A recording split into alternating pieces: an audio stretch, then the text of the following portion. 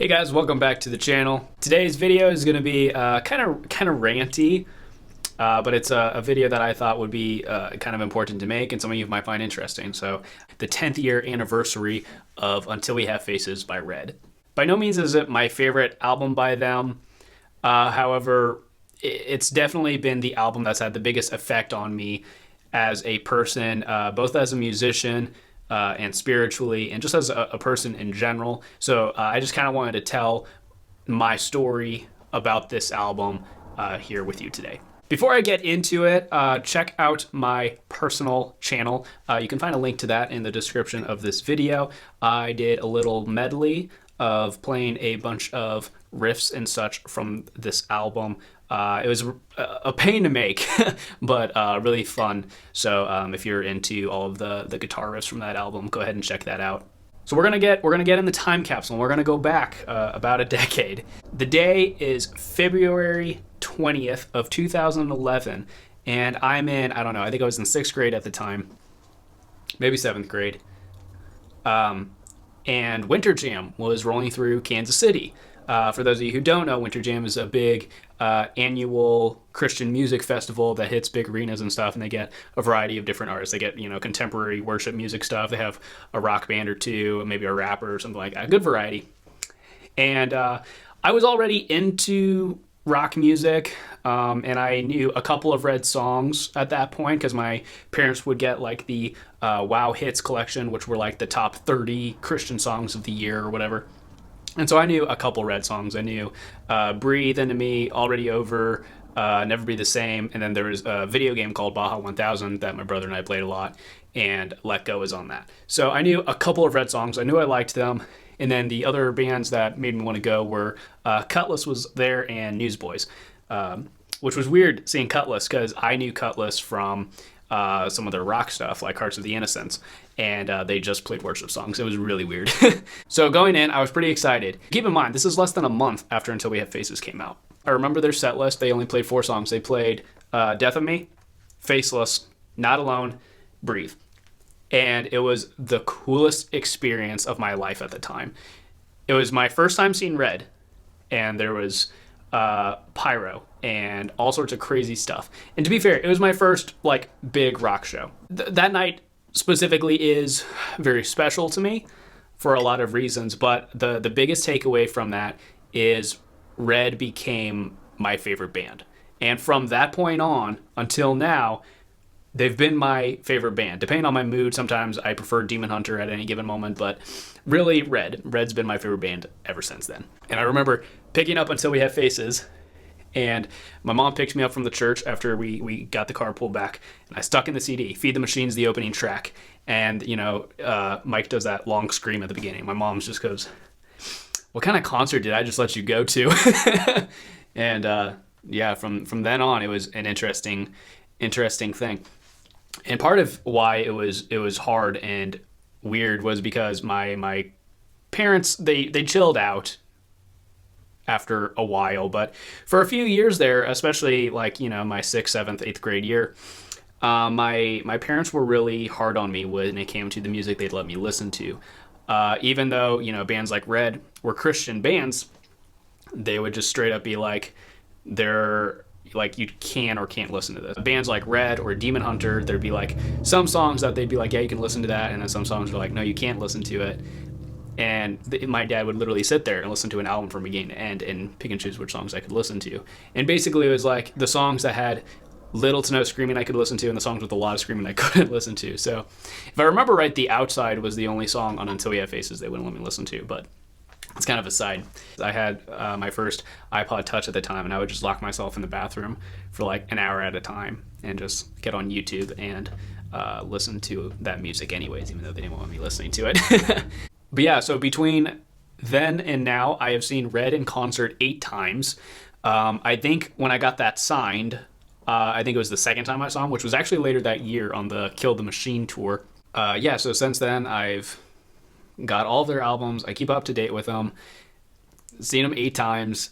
So just as far as, someone who has a favorite band, nothing too significant overall. But going forward into here, it gets a little more in depth.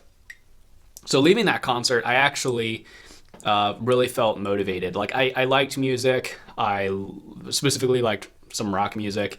But that night, Winter Jam 2011, was when I knew I wanted to do something music related. So I went home and I learned how to play bass.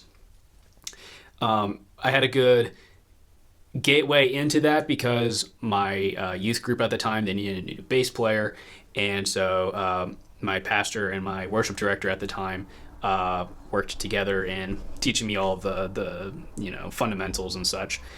And after I had played bass for about, I don't know, not even a year, I started playing guitar. And it was actually on my dad's Strat, which has been in a handful of videos on this channel. And I remember being in, I think, 7th grade and starting my first rock band with a couple of my buddies that we didn't really ever do anything, but we recorded a little demo thing, and it was basically a lot of riffs that kind of sounded like they came from Release the Panic by Red. And yeah, we didn't really do anything under there, but moving forward, Red stayed an influence on me as a songwriter. I have or had a band called Anodyne Seas that was very heavily influenced by Red, and my brother and I are thinking about getting that up and going again and like making it even more Red like, and adding more orchestra and stuff like that. So there's all of the like music influence that Red had on me, like as just a songwriter. They've influenced me more than probably any other band. But spiritually, they impacted me a lot more than probably any other band as well. And so from here, this is where it gets more serious of a topic.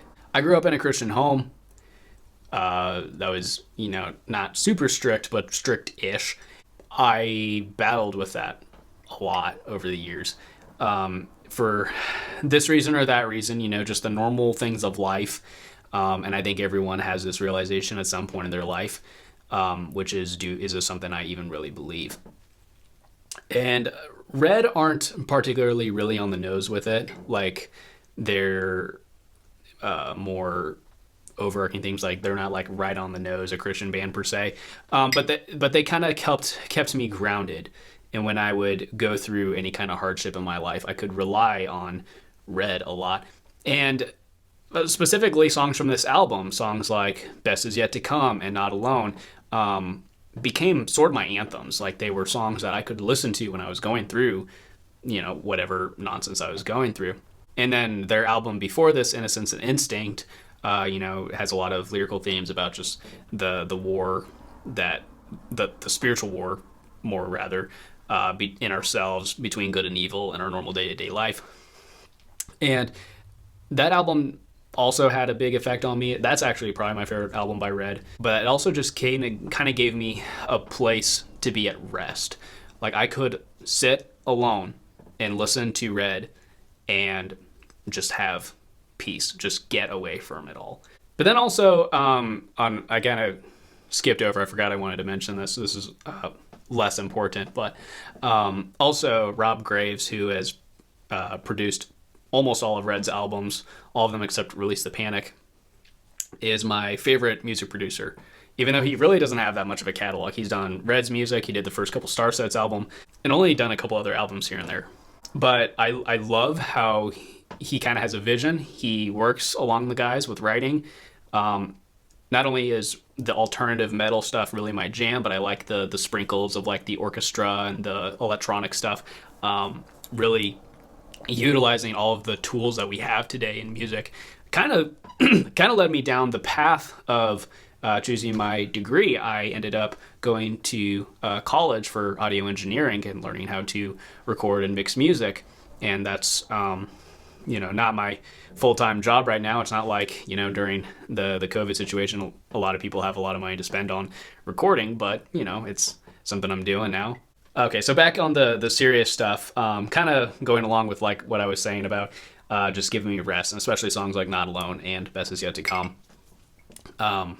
I've struggled a lot with depression in my life. I think I was seeing a therapist when I was like 7 years old or something, off and on, and I have had a couple attempts on my life over the years. But, you know, a lot of what gets me out of that darkness is music. And not that Red is the only band that has helped me through that stuff, but they've been one of the primary ones, especially with songs like Not Alone and Best Is Yet to Come. And I also just find a lot of peace in Hymn of the Missing for some reason. And then a lot of other songs from their other albums. But yeah, anyways, I'm getting the room's getting heavy. But yeah, this video was a little ranty, so I apologize for that. But I felt like, 10th anniversary of an album that's, literally changed my life in a lot of ways, directly or indirectly. So yeah, anyways, hope this video was cool, and if you relate to it, let me know. If this album or another album has had a similar effect on you in just some crazy heavy ways, let me know in the comments. And yeah, if you like this video, hit the subscribe button, like the video, share it with someone else who you think might like hearing it. Yeah, all that good stuff. Thanks for watching, and I will see you in the next video.